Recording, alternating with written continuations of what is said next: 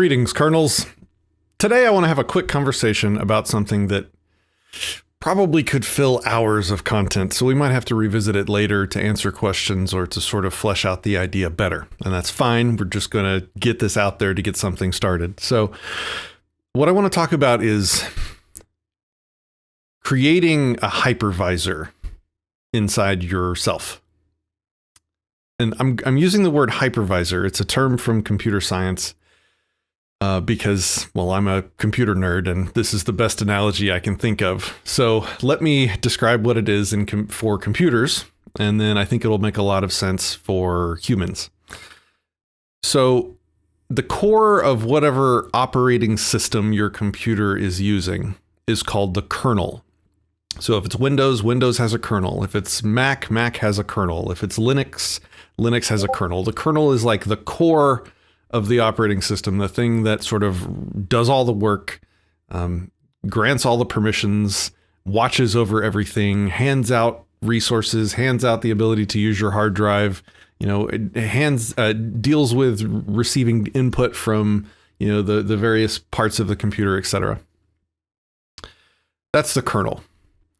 And it runs on the bare metal of the computer. And the bare metal is really just a word for like the hardware, the actual, physical, tangible device. So the kernel is sort of the lowest, most core central piece of software that runs on the computer's actual hardware. And the software and the programs and all the stuff you install sort of runs on top of that. So you have your software like Microsoft Word, then you have the kernel that is basically, let's say, Windows, and then you have the bare metal of the computer. So how does this relate to people? Well, it kind of works like this. You have your bare metal, which is the wetware, the hardware that your brain is made of. It's the actual sort of gray matter, the neurons that sort of actually do the real world physical work of running the kernel, which is kind of like the low level processing of your brain. And this is not and it's supposed to be an accurate like biological association or whatever. This is just one possible way of thinking about it. So it's the low level stuff like your innate desires, your fundamental drives, like you got to eat, you get hungry, you're thirsty, you respond when you're attacked in a certain way. Like this is like the default baseline, like lizard brain sort of programming. And then on top of that is the software. And the software is like all of the things that you picked up or that you were subjected to since birth, your childhood, your parenting, any bad moments in your life that caused damage or, PTSD type stuff, your biases, your preferences, what you like, what you don't like, what you love, your pet peeves, your habits, your vices, all of this stuff is software that's running on top of the kernel, which is running on top of the bare metal. Now, what's a hypervisor? Okay, so another word for that kernel in Windows is called a supervisor because it supervises the machine. So supervisor, kernel, kind of the same thing. There's this thing in computers, though, where you can run what's called a hypervisor. And a hypervisor supervises the supervisor. It's like a kernel for kernels. And I hope I'm not losing some of you guys with the computer analogy, but basically it's possible to run sort of multiple computers on one bare metal. So you can have one computer that runs multiple copies of Windows or multiple operating systems. It can run like Linux and Windows at the same time on the same computer. And the way it does that is by installing this hypervisor, having this thing that watches the kernels, that watches the supervisors, that watches the operating systems. Man, I really, if I can think of a better analogy, I'll probably recreate this video, but hopefully you get it. So when I say that we have to create in ourselves a hypervisor, I mean, and this is something that you have to do through training and planning and forethought and like intention. But what I mean is that we have to install like this new level of awareness in ourself. And it has to sit in between our bare metal and our software. It has to sit in between our biases and what we actually do in the world. And it has to be able to sort of be an outside observer of everything going on inside the kernel and inside the software running on that kernel. It has to watch and make sure that things aren't getting out of hand, that the kernel isn't running things badly, that the software being run isn't a virus that was, passed down from previous generations of parenting, let's say. And this is not something that you can just be like, okay, boom, I just installed a kernel, and next time I'm in a difficult situation, I'll be safe. No, it doesn't really work like that. That might be where the association breaks down, but here's what I'm trying to say. When something happens to you or around you, the first thing in your brain that gets to react to that thing is sort of like the lizard brain. Like you touch a burner on the stove that's hot, and before you even think about it or have the chance to make the decision to yank your hand back, your hand has already been yanked back by your lizard brain. You have the ability to override that, though. For example, if you thought about in advance, for whatever stupid reason, I'm going to put my hand on this hot burner and I'm going to hold it there. Well, you have the ability to consciously override the kernel, which would be your lizard brain in that case.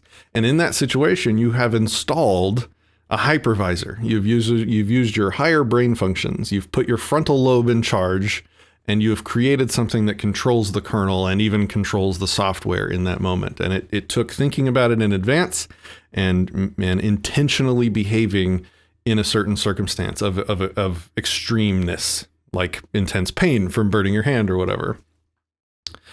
And so what we can do to create this hypervisor, and then I'll talk after this about why it's important and how useful it is. But the way we create one or install this hypervisor is by planning ahead, having forethought, or even retrospection when we mess up. So what I mean by that is, like, we know that circumstances are going to happen around us because they always do, and that'll never stop happening, that are extremely uncomfortable, infuriating or scary, or, things that speak directly to our lizard brains, our kernels. And usually it's natural. The kernel and the lizard brain is the first to react. And then afterwards, we have time to think about what we did and realize that we could have made better decisions if only the frontal lobe had been in charge at the moment. And so you can create this hypervisor by accepting that those situations are going to happen and sort of setting, I'm going to use more computer terms here, it's called a system interrupt. Maybe I'm not. Okay, so in a computer, when you move your mouse, it literally triggers something very low level in the kernel called a system interrupt that yanks control away from whatever software is currently running. And modern computers are so fast that you don't even realize this is happening. But when you move your mouse, it yanks control away from the software running and handles the mouse move, because human interface devices on your computer are extremely high priority because they determine sort of the quality of the user experience. And, if you ever notice, like, when your computer is just totally overloaded by doing something and your mouse just jerks around because you don't have fluid mouse movement, well, that's because the system interrupt is firing, but it's firing as fast as it can. Anyway, I really hope okay. So a system interrupt is something that, is just it's like a little hook in the kernel, and it's just waiting for something to trigger it. And when that thing triggers it, instead of proceeding on and continuing to process software, continuing to run the kernel as usual, it stops everything and hands control to a certain piece of code that was connected to that system interrupt. That's how we create this hypervisor, by planning ahead and creating these little hooks, like little warning lights, that when we see something happening in that moment, we yank control away from our base instincts, from our kernel, from our programming, our biases, our damage, etc. And we hand it to this new process that we've built specifically for that little moment. Man, I hope this is clear. So we create these system interrupts. And every time we have a situation in which our software is inadequate or handles a situation poorly, or every time even our kernel, our lizard brain is not able to handle situations well, this is when we need to have one of these hooks, create one of these hooks. And we do that by thinking ahead, or by, like I said, retrospection. Wow. My kid just broke something that was very important to me, and I flew into a rage, and I reacted emotionally, and I snatched them away from the thing, and I yelled at them, and I told them to get out of the room, and showed a lot of anger, and definitely, like, thinking back on it, definitely I think I could have handled that situation better. So that's a signal. That's that moment. When you're doing your retrospection after you've handled something poorly, that's when you need to slow down. When you have time, maybe not in the moment, probably not in the moment, later, slow down and think about what you're going to do next time that experience happens to you. Think about it. Pre-plan it. Create that system interrupt. Create that hook in your mind, and make sure that whatever it's hooked to is the hypervisor. Now, what is the hypervisor that I want you guys to install? I want you to think of it as, like, stoic is a little bit strong of a word, but I want it to be something that sort of is an outside observer of what's going on. I want you to sort of be able to have this hypervisor zoom out and rise above the turmoil of whatever situation triggered its system interrupt, so to speak. And I want it to be able to calmly and rationally and slowly. For me, like, speed of reaction is one of the things that I've created system interrupts for. If it's something that I just feel for whatever reason in that moment is needing immediate action, unless it's like a safety issue. Obviously, safety issues require immediate reactions and probably would not be wonderful things to create system interrupts for. But outside of safety issues, anytime I'm acting immediately or, just quickly or whatever, it's a sign that I'm probably going to be making worse decisions than I could. So that's where a lot of my system interrupts are.